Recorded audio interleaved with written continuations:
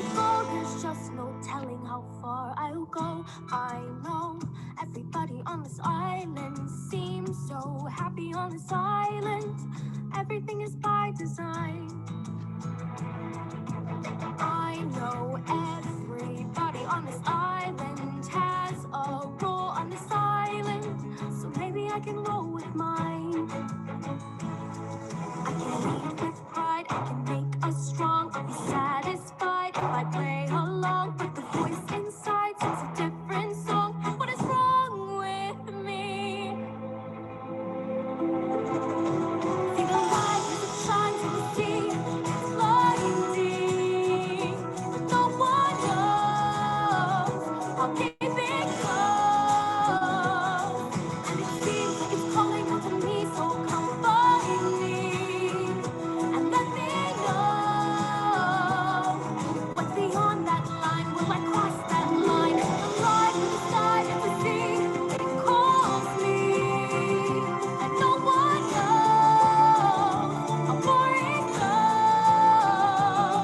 If the wind I sail on the sea stays behind me, one day I'll know how far I'll go.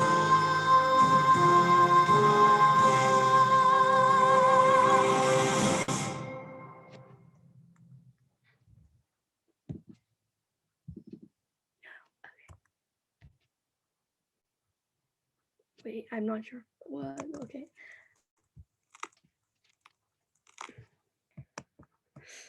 Okay, we're good.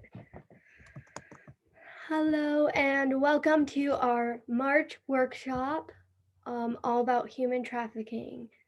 So before we get started, I'd like to say a few things. So next month, we're going to have our workshop on April 3rd about climate justice. And I think that's the only announcement. Okay, so today we have Lynn Sanchez as our presenter, and she's a licensed professional clinical counselor and the director of human trafficking outreach and aftercare services at the Lifelink since 2009. She's the founder and director of the State of New Mexico Human Trafficking Hotline and the co-chair of the New Mexico Human Trafficking Task Force. The founder and director of Sojourners Advocacy Cafe in 2007, providing outreach, intensive care management, and advocacy services to homeless women and families with mental health, substance abuse, and trauma histories. Sojourners is a hub for survivors of trafficking and trauma to get support, community, and resources for recovery. Lynn? You're muted. Hello, it's nice to meet everybody. It's nice to see faces. So I couldn't load my PowerPoint, but Rebecca has that for me. So I'm just going to give you cues on when to move forward. I thought I would just show you and just kind of share what we're doing in the state. Usually a lot of human trafficking presentations show a lot of, traumatic images and stories and things. And I just thought it'd be more productive if I just showed what's going on and then ways that people can get involved. So we'll just go ahead and start with what the legal definition of human trafficking is. And basically, it's really easy to remember. It's force, fraud, and coercion. It doesn't have to be transporting somebody. It can happen to anyone, but usually it is somebody with a lot of vulnerability. They don't have families looking out for them. They don't have resources of their own. A lot of times they're homeless, or they have a lot of trauma in their background. Traffickers use a lot of psychological means to keep people under control. And that can be even for labor trafficking, because they use fear of, well, if you don't, if you complain, then we're going to call ICE on you and you're going to get deported. Or, we're going to, get you in trouble legally because you're here without documentation. Just stuff like that. So there's a lot of means that traffickers use to manipulate their victims. And we're trying to educate society on, the psychological bondage. Like it seldom is really physically that somebody's tied up and held against their will. Usually it's a psychological bond. At least that's what we're seeing in New Mexico. Here's an op that we did with the FBI, Department of Homeland Security, Albuquerque Police Department, the Drug Enforcement, and the New Mexico Attorney General's Office. So they all worked to kind of investigate this inn in Albuquerque on Central that was charging high rents for people to stay in the rooms, and they were people who were vulnerable and homeless. We came across a family, and there were two young boys. They were Native American. They're fleeing their place in Arizona, ended up in Albuquerque for a while. And the little boys, it just stuck with me forever when one of the little boys looked at his mom and said, "See, Mom, I told you somebody was going to help us." So all this time they had been staying at this inn and thinking that people saw them and just were okay with what was happening to them. But really, because a lot of the public aren't aware of the signs of human trafficking, they didn't realize what they were seeing. But for the victim, they think that people don't care. Like, people saw me and nobody acted, nobody tried to help me. So for that little boy to say that really resonated with me. And one of the things I'm working on is trying to come up with ways to do better outreach and awareness campaigns that actually speak more to the survivors, but also so when the public sees it, they can recognize, like, maybe that kid that's panhandling, maybe there's someone forcing them to do that who's like sitting across the median or something. So those are some of the things that we're working on, just trying to get better at, increasing awareness. The next slide.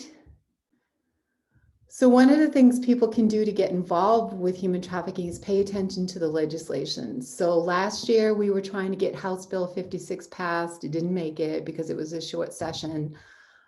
This year it's back and it made it all the way through the Senate, and now it's just sitting there. And there are 3 senators who don't want it passed because they don't believe that a trafficker should register as a sex offender.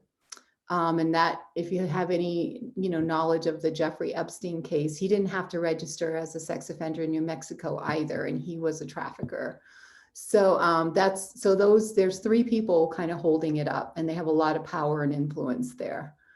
So we go and there's 2 people in this photo that are survivors, and they gave testimony, and it really moved the legislators. But all it takes is a couple really influential and powerful politicians to block a bill like this. So our state laws are woefully, like, so bad. Like, it's almost like incentive for traffickers to come here because it's only a 3-year sentence. So you can sell somebody for an entire year, subject them to rape and all kinds of horrific, abuse, and it's only a 3-year penalty. So that's another thing that this bill is trying to do, is raise the penalty on, at least get it to like what some of the other states have, which is 7 to 9 years. Still, I mean, it destroys somebody's life. And so I don't think that's enough, but it's a place to start. So the next one is every January 11th is Human Trafficking Awareness Day. And we usually do something like a freedom walk to the Roundhouse. Anybody can organize those. If you look up National Human Trafficking Awareness Day, it's just something that Congress set us, to try to make people aware of human trafficking. January is Human Trafficking Awareness Month. So we've always tried to partner with organizations like 1 Billion Rising or other local missing and murdered Indigenous women, other groups, to try to just bring more awareness and just, get more numbers out there. And the next one, this is our human trafficking hotline. It's 505 Get Free. We just got a new logo. So we're going to be kind of rolling this out. We're going to try to do some bus wraps and, put it on the rail runner, which you'll see in the next slide. We already have that kind of going. And that's a number that people can text or just call if they want information, if they think they see something, or if it's someone who's being trafficked, they can reach out for help, do that hotline.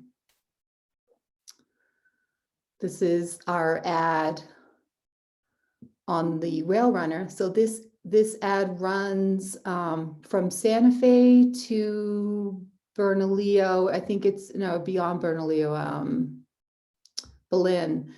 It shows every 3.5 minutes. So, and we've had people actually text our hotline because they're seeing it. So at least we're, getting the awareness out there. I haven't actually had a victim, say I saw this on the Rail Runner, but I have had, concerned citizens reach out to us from that. This is a bus stop. We had this campaign going for about a year in Santa Fe. So all the bus stops had these wraps. So on busy streets, so people driving by would see it, at least getting the awareness out there. We're trying to do another campaign. They're kind of pricey. So it really depends on getting donations from the community or private interest groups or whatever. So we're working on this again. So this is at Shiprock High School.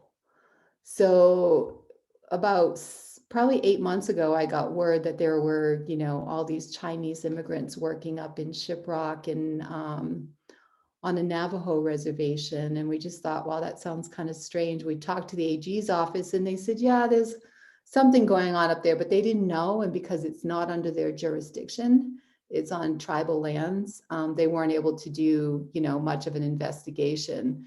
And then in November, I got a call on, let's see, this was the 11th. So I got a call like on the 9th, like just 3 days before this operation went down, that they thought they might have about 200 victims. And they asked if we could just go up because they thought there would be a lot of displaced people. So this is inside the corridor of Shiprock High School. And of course, it's during COVID and we don't know what to expect. So we just brought, bags with like, something to drink and snacks and things like that. And it turned out that law enforcement was bringing in all these Chinese immigrants who didn't speak English, and they were really afraid. They had gone to the places that they were working on, these farms, with guns and pointed them at their face and treated them like criminals. And so they were really afraid. And we were trying to communicate to them that we wanted to help them. And it was really hard to do, especially in this environment. If you go to the next slide, I'm not sure if I put pictures of like how crowded that corridor was. No, I didn't.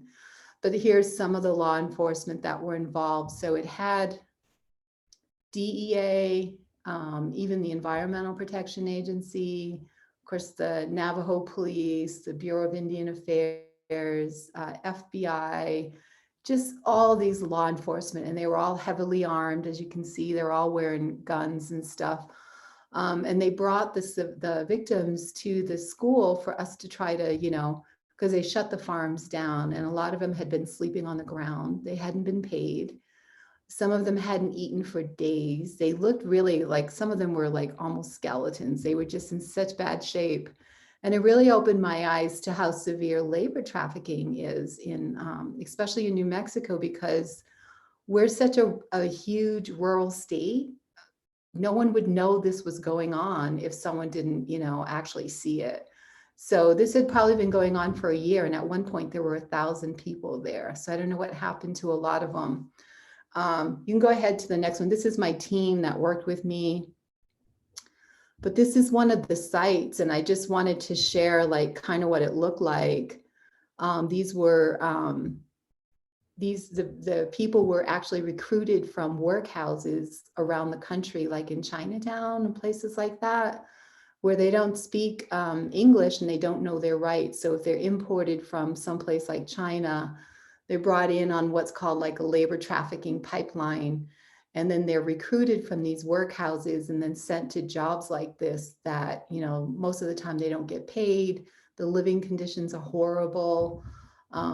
They were attacked by people in the community who were talking to them about, who thought that they were traffickers, when actually they were the victims. So it just kind of speaks to like the lack of awareness on it, and just how people didn't know what they were looking at, and they misunderstood. I'm not sure if the next one is a video. I thought I had a video on here. Sorry, so they're a little out of sequence. So this is our World Day that we do. So this is coming up July 30th. We're always looking for people to help out and partner with us on this. And because it's COVID, what we think we're going to do is just, because blue is the color of the Blue Heart campaign, we're going to put blue hearts and blue balloons, you know, tied up on the plaza. Everyone's going to be masked, and just bring, you know, all kinds of awareness and set up some booths and stuff. So we usually just get the mayor of Albuquerque to donate the Civic Plaza for this purpose. And it's great seeing youth getting involved. Although it's such a touchy subject, it's not exactly a place where people want to come with their families and educate their kids about trafficking. And that's why we really want to be more sensitive about the images that we, you know, put out there. Anyway, so the next slide might be the actual video. No. Try one more. Try going up one more, Rebecca. Nope. Okay, so it looks like the videos didn't actually load. But if you go back and you can zoom in on that, maybe you can see there's like a lot of Chinese writing on here on the walls. There's they spoke Mandarin, and it was really hard to get a Mandarin interpreter for them.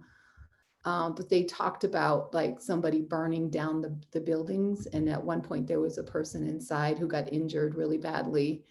And the town and the reservation people, and even all these advocates who came in from other places were, you know, kind of attacking them. And so they were definitely very afraid. They wanted to leave and couldn't because there's no transportation up there.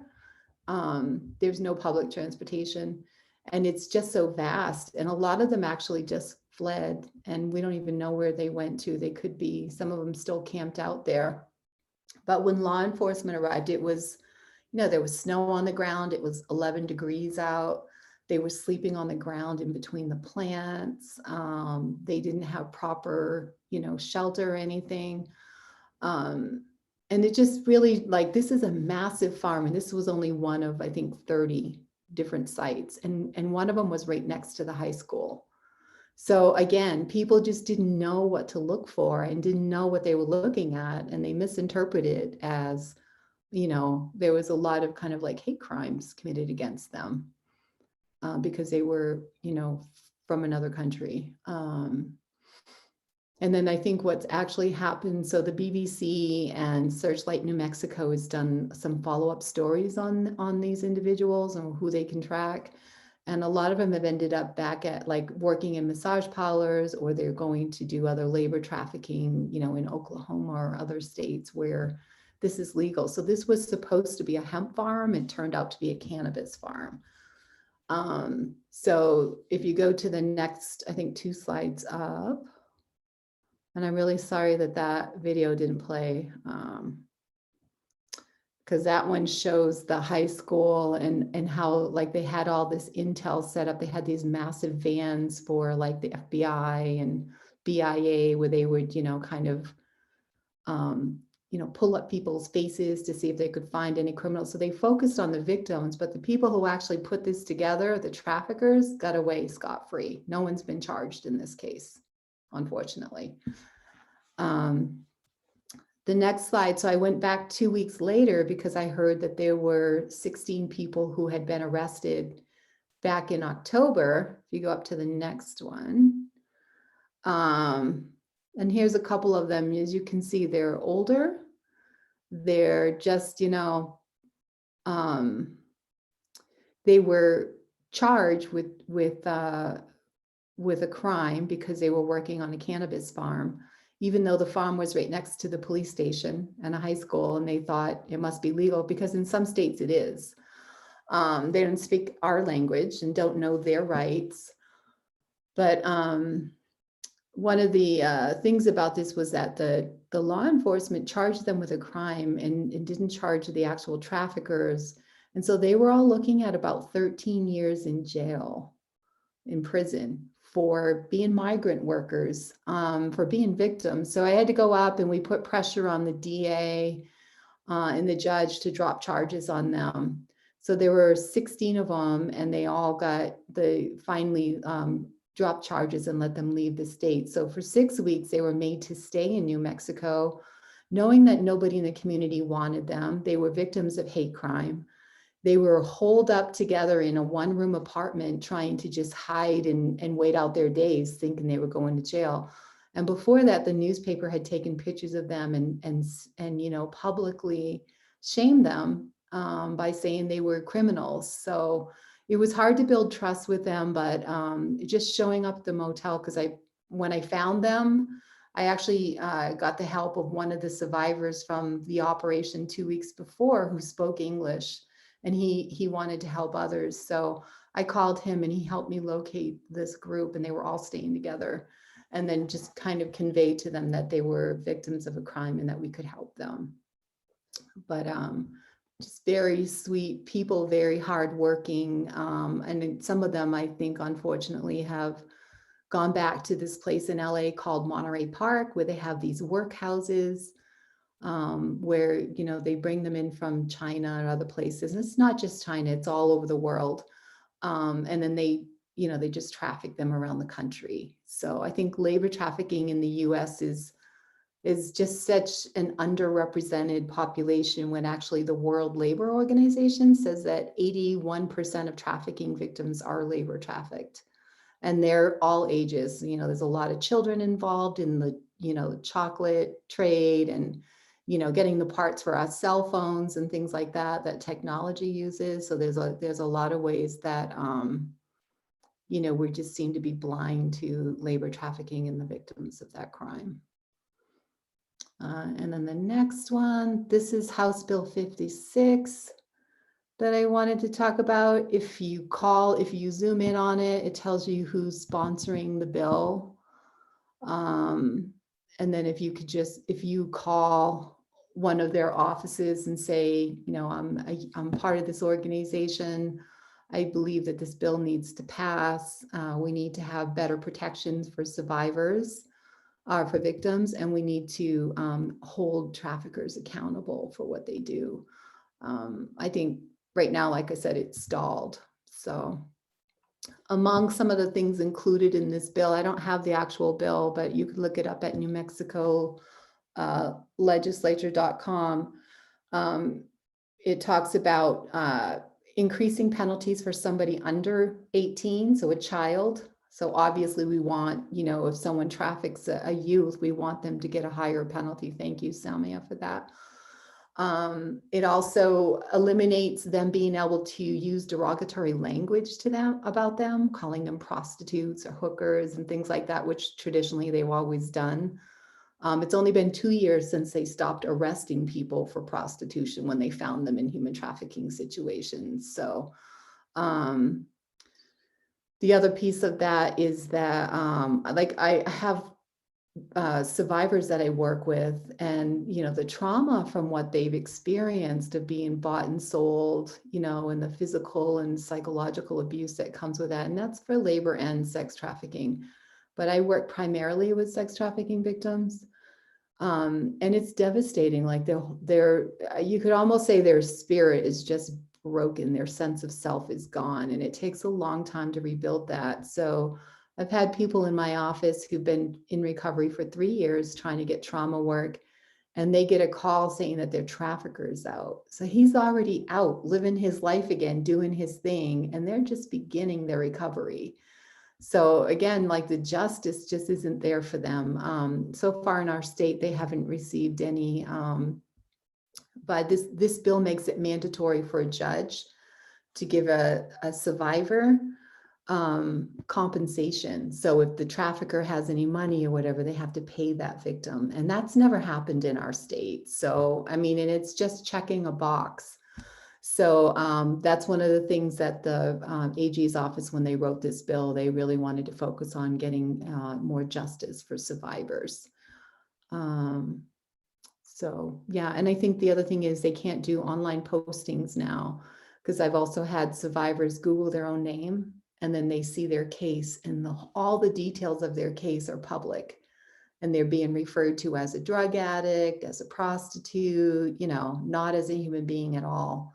And that's really devastating for them, especially when they're trying to move forward in their life. That's going to be out there forever, until it's the law, the AG's office or the U.S. Attorney's office can make, that get taken down. Because we did that with America's Most Wanted. They published a story of a survivor, and the AG's office was able to get that taken offline. But it's it's a long process, as you can imagine. So this is a really important bill. If you have any influence with other youth that you can get to call and, look up the bill and read it. And if you believe in it, which I think you will, definitely, make some calls and try to rally some support for this, because like I said, right now it's stalled. And what I think might happen is the same thing as last year. The session's going to close and nothing's going to change and nothing's going to be done. Next slide. I don't see any more slides. Oh, was that my last one? Oh, okay. I try not to, because usually I just ramble and I talk so much about trafficking because I think it's such a serious human rights issue. And whenever I get, especially young people who care about it and want to do something, I just want to put everything out there. But I've been doing this work for over a decade, and I have seen a lot of changes in our state in terms of, what we can offer survivors to help stabilize them more. I can get somebody quickly into a safe house, within, an hour or two, and then we can get them into transitional housing within a week or a few days even. So we have barrier-free resources for them, which is great. We work closely with crime victims reparations, and crime victims doesn't require people to work with law enforcement anymore. So a victim could actually get services or, funding to help pay for medical or food or clothing or things like that. So we've come a long way, but we still have a lot more to go, a lot more to do.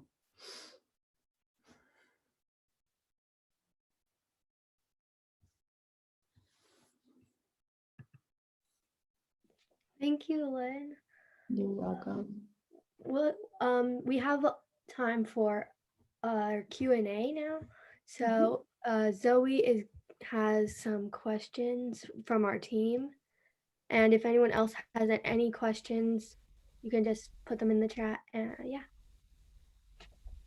Okay, cool. Hey Lynn, thank you for your presentation. We'll definitely look more into that legislation thing. I think that's really important, and it's crazy that people aren't trying to pass it because it seems, anyways. You talked a little bit about just now about the way you've seen, I guess, the work shifting and stuff. So over the course of the 13 years of doing this work, can you talk a little bit more about how it's changed, shifted, what are the different trends you have been seeing, good, bad, ugly, and how can we move forward from that? Yeah, I think one of the biggest changes I've seen is in the last 2 years, they're not arresting people for prostitution. That's huge, because why victimize a victim, right? And when I first started, I would get a call from the police department or the AG's office saying, we've got a trafficking victim. Can you come to the police station and or be there for them? And then I'd get there and law enforcement would be wearing a mask, which is scary, and they would be wearing a mask and trying to bully them, almost acting like they were their trafficker. And they really thought that was the way to get people to cooperate with them. So of course, by the time I got them away from law enforcement, they were extremely traumatized and didn't trust me. And why would they? And then of course, still didn't know if their trafficker was out there and going to come find them. And then there was a lot of fear and reluctance to work with law enforcement, even though they needed help. They didn't want to have to work with law enforcement because they were afraid that law enforcement couldn't protect them from their trafficker. So I've seen a big shift in that over the years. And now I think, we definitely don't require, we never did, but I mean, law enforcement doesn't require people to work with them in a case.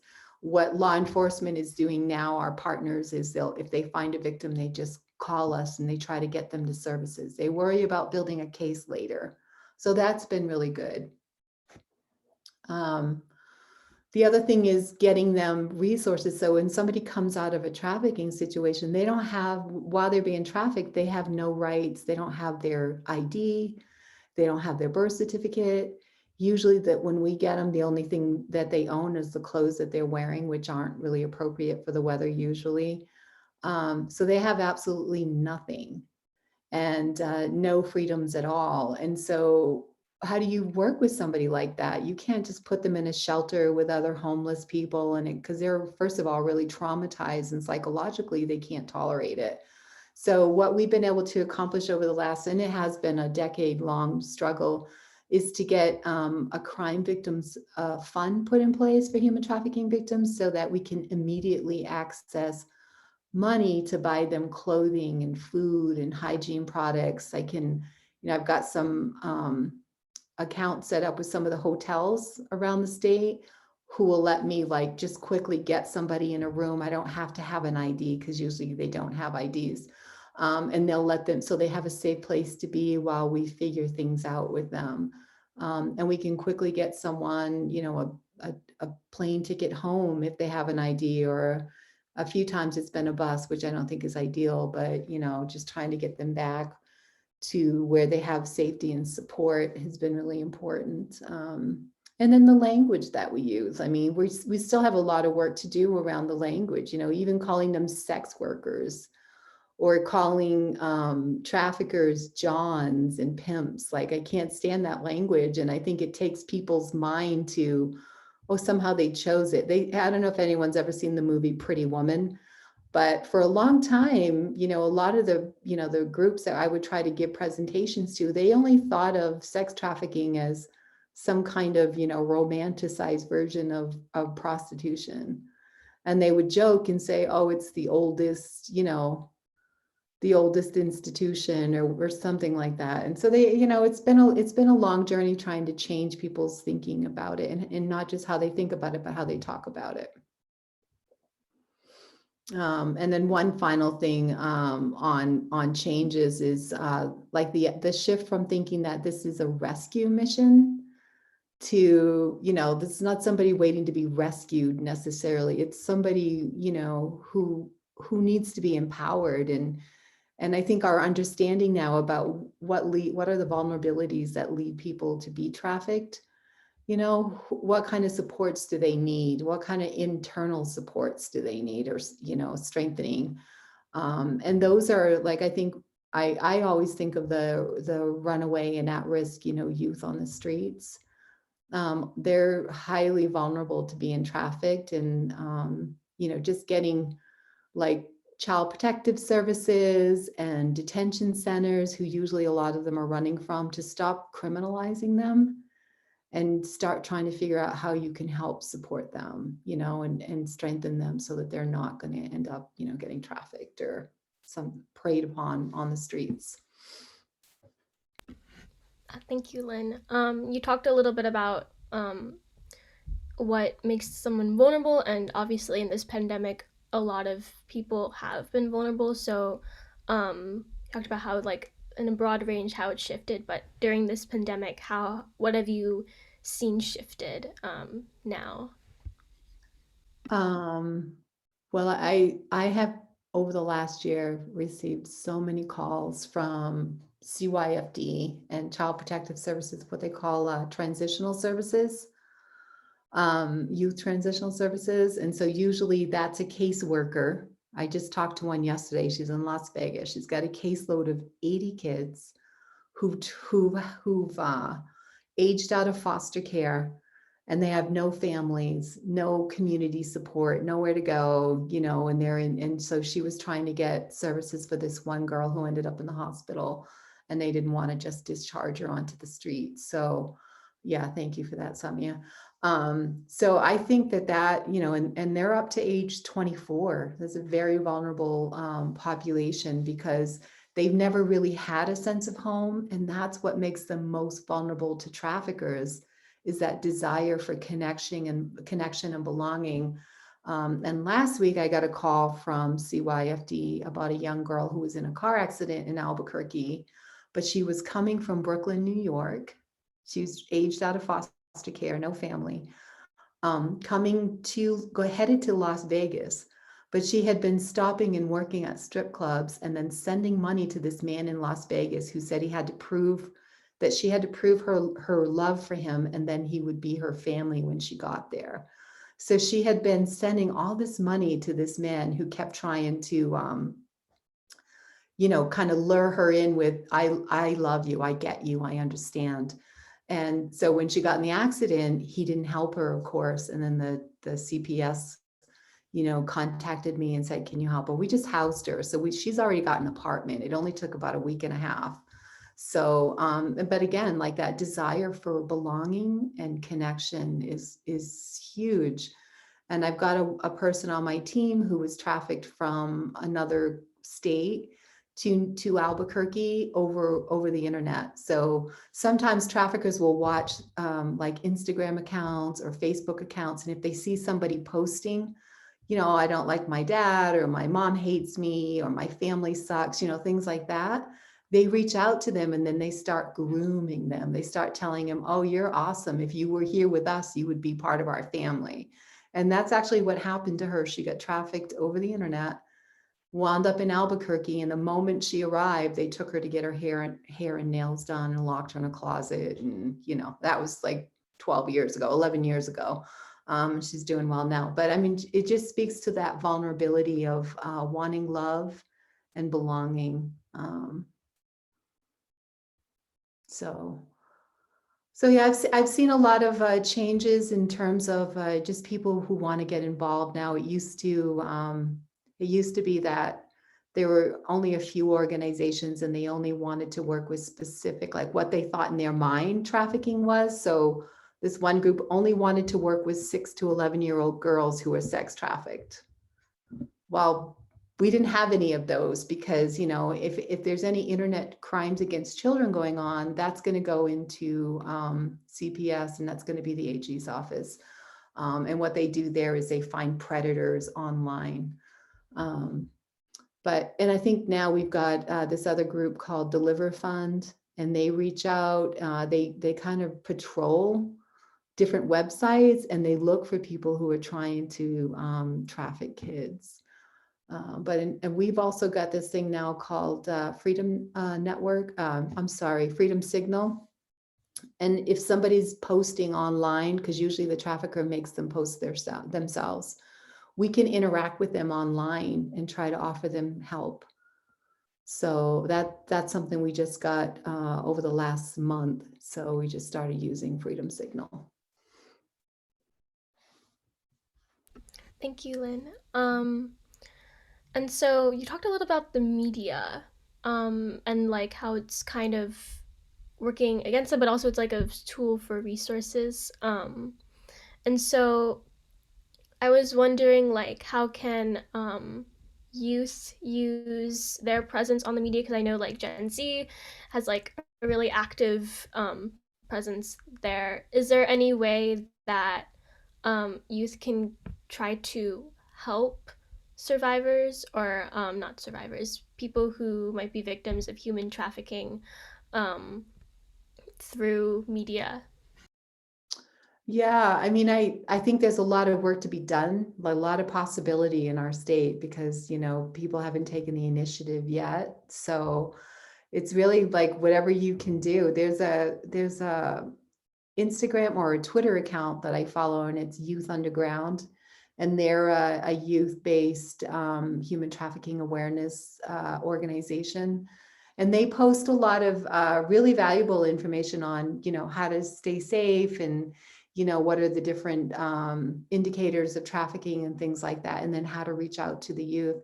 And like I said, right now, what I would love to do is try to figure out a way to message kids on the street in a way that, because if they see an image of a girl who's like got duct tape on and her hands are tied, they don't think that that's talking about them, because that image is misleading. Like I said, because seldom does somebody physically really get tied up like that. It's more like the psychological, control. So if they saw an image of a kid on the street corner asking for money, they might say, yeah, that's happening to me right now. Someone's making me panhandle. And if I don't come up with a certain amount of money, I don't get protection at night. I don't get a place to sleep. I don't get food. Other people can hurt me.